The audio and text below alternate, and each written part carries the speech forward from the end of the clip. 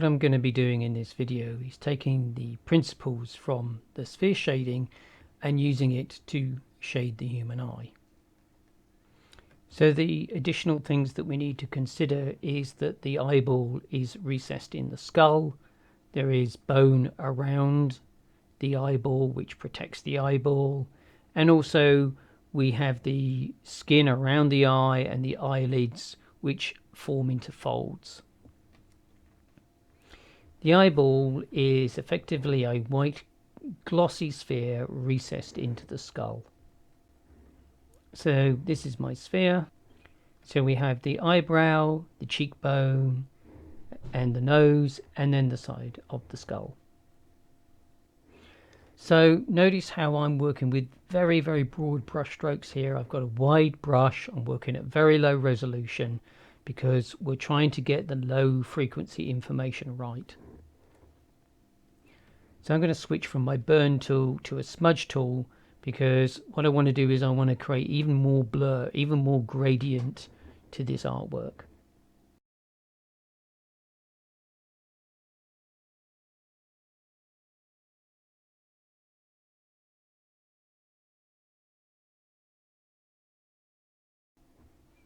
My next step is to marking where the iris is.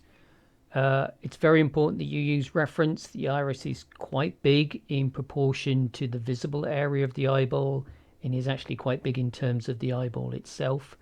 So use reference. I'm just going to add a little more depth around the bone structure, especially around the eyebrow.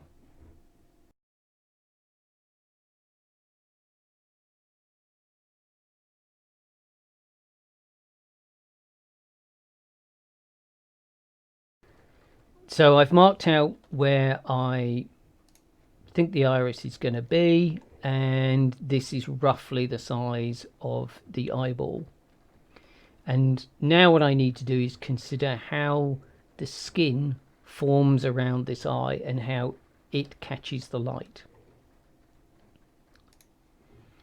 So we tend to get a kind of a largish fold of skin up here. Let me just turn down this opacity a little bit.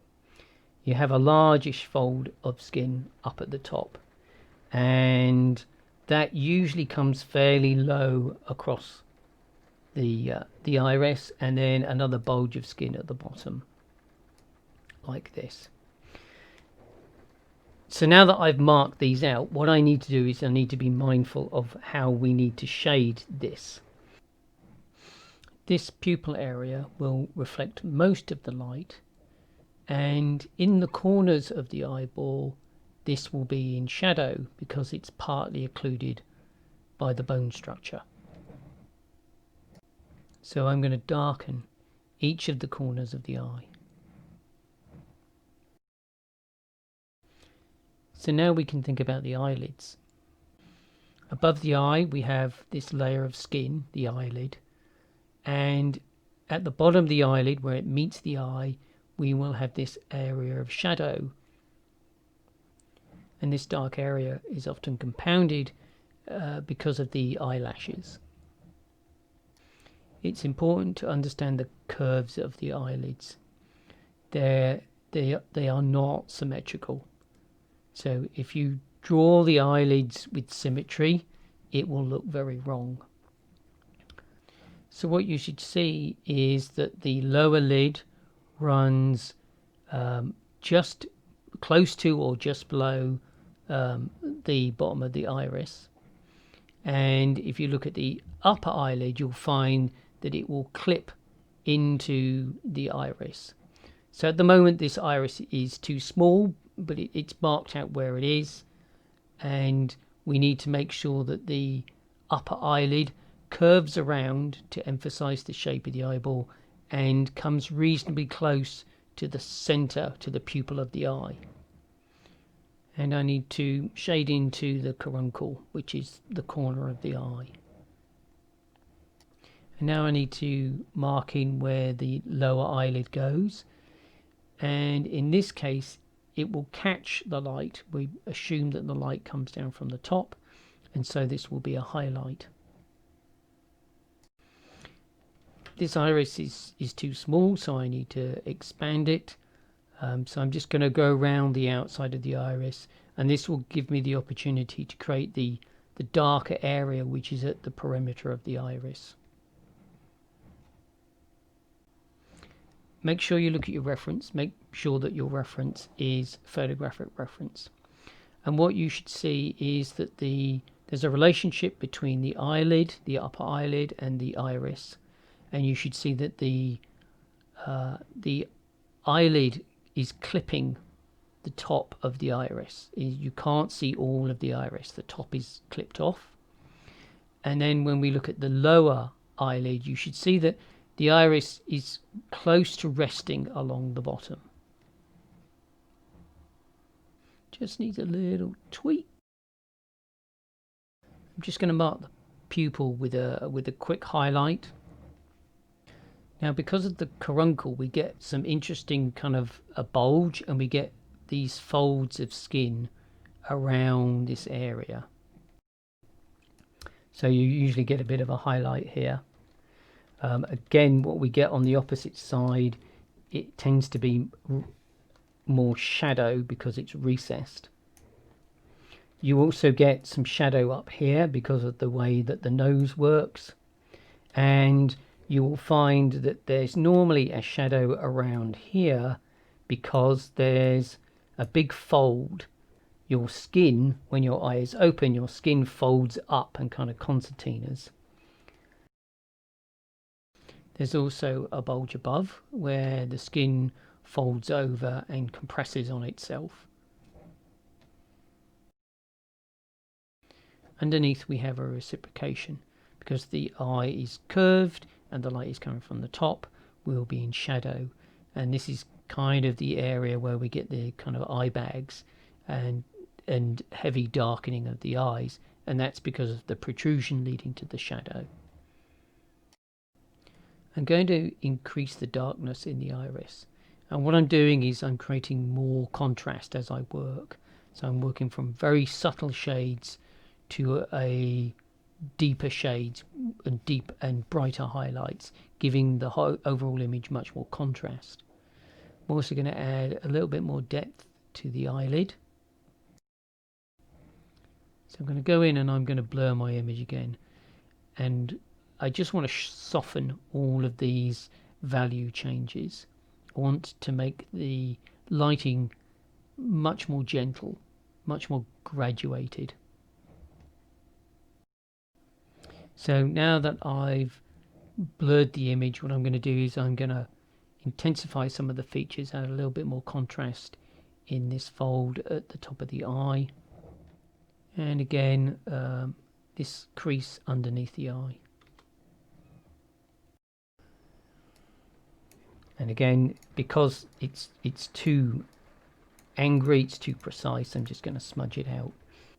The next step is to work on the pupil, and the temptation here is to zoom into the artwork. Try to resist that temptation. Try and stay back from your artwork so that you maintain a kind of holistic perspective, so that you can see all of the artwork, especially when you're working at this kind of broad brushstroke level. Okay, so let's mark out the pupil. And then in complement to the pupil, what happens is we now need to think about the eyeball as a reflective surface. And again, reference is really important for this. I'm just going to crank my opacity up. What tends to happen is you get these little flecks of light. And these flecks of light are really, really important because they are basically reflecting the scene that you are in, and it helps your mind understand that somebody's actually in the same environment as you. You get clear lighting cues, and if you go and look at portraiture and portrait artists, these highlights that you see in eyes are so very important. If you take them out, the entire scene can look very, very dead. Also, what tends to happen is because you've got all of this interplay, you get a little bit of reflection at the bottom of the iris as well. Again, make sure that you're paying attention to your own particular reference pieces. And don't be afraid to kind of use broad-ish brushes to begin with.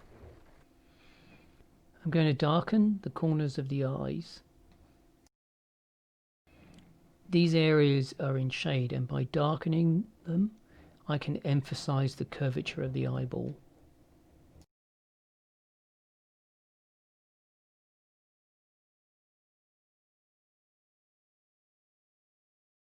The caruncle, where the eye is closest to the nose, is of particular importance. So let's go in and think about painting in what happens at this corner. There'll be very noticeable specular highlights because of the moisture in the eye, and the shape of this caruncle gives you more contours, which brings out more specular highlights. You may also see a specular highlight close to the lower lid, and this complements the low light that you get running from the top of the eye. And then immediately after these highlights, we go into a kind of a darker, and just as it's either caused by the eyelashes or it's caused by the folds and the ridge within the eye itself. So let's just put a few more of those markers in, which indicate that there's a skin fold. And again, I'm just going to soften them out. That's a bit too dark. Just going to ease off a little bit. Again, what happens with this area of the nose is, because it's recessed into the skull, you get a certain level of darkness around here. And that's quite important when you think about the fact that the nose comes across here, and that is catching all of the light down here, and then you're going to have your nostrils down here. So this is again recessed, and that's what we're trying to emphasize. What happens here is that we tend to get more light coming through because of this is a ridge again of skin, and then that's quite broad across here, and then this folds into this area. This is where I'd like you to get to on your first pass. I'm not looking for a highly detailed image. I'm looking for a demonstration of light and shade. I encourage you to step back from your work, zoom out, and try and appreciate it from a distance. You may not be happy with your work, but if you're not happy, just take a break. Just walk away from it and come back, 5 minutes later, and that should give you a better perspective. I'm just going to save this because otherwise that would make me a hypocrite. There's my first pass. And then what I can do is I can try and see if I can respect the other details. And again, remember, what we're trying to do is represent light and shade, not edges, not lines. So feel free, once you've got to this stage, to come back in again and embellish the work. Think about how you get the lines of the folds of the skin coming in to these areas.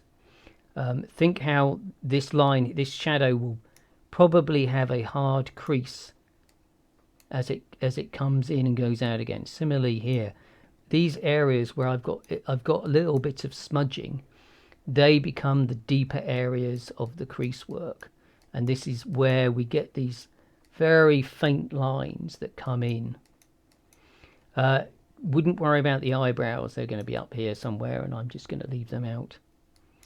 And then you can think about the complement, because what happens with all of these crease lines and all of these folds is inevitably what you get. So if I come in here into the corner of this eye, what you'll get is you'll get a deepening as the skin folds along here, and in response to that you'll get a highlight that will sit atop.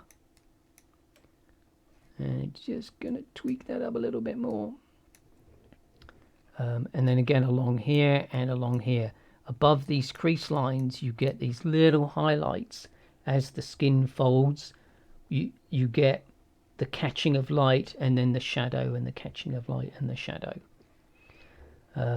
And similarly, you can break it up around here. What happens is you get more detailing in. So you'll tend to get very specific highlights as the skin folds around these particular areas. And then complementary to that, you'll have specific lowlights, specific areas of shadow, which also catch, or rather don't catch any light, are in the recess. So you can go around and we can add further detail. There's an enormous temptation to come in and start drawing eyelashes. It's a distraction at this point. I wouldn't do it. Just if you concentrate on these kind of finer features of the skin, because what we're trying to do is understand how the light and shade affects the artwork, not the actual specifics of particular features. If you overdo it, you can come in and use a smudge tool to soften out the lines again. Let's go back in and just darken this area.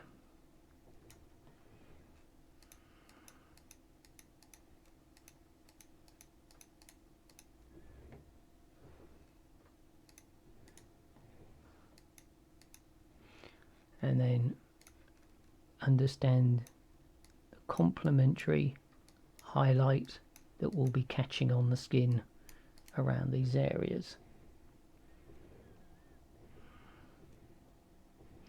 And this is kind of a highlight on mine around here, just a series of ridges, and there's a little area here which is catching the light. And again, I'm going to go in and just increase the density. Not easy with a mouse. I'm sitting here staring at my own pen thinking I could use that, but I just want to try and ensure that students understand that this can be done with a mouse. It's grueling, it's hard work, it's not fun, but it is possible. Needs to be a little bigger. Little bigger. There we go.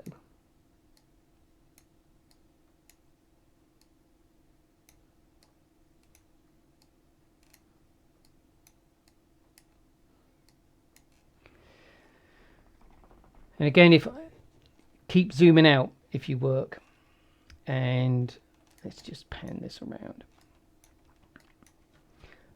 Don't worry about any of the other rest of the features of the face.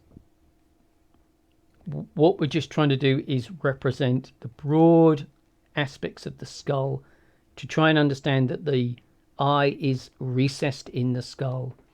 And ultimately what we're trying to do is we're trying to apply that same understanding of lighting, that what we perceive are not edges in space, but we actually perceive changes in the light. And this will be my second pass, so I will save this as second pass.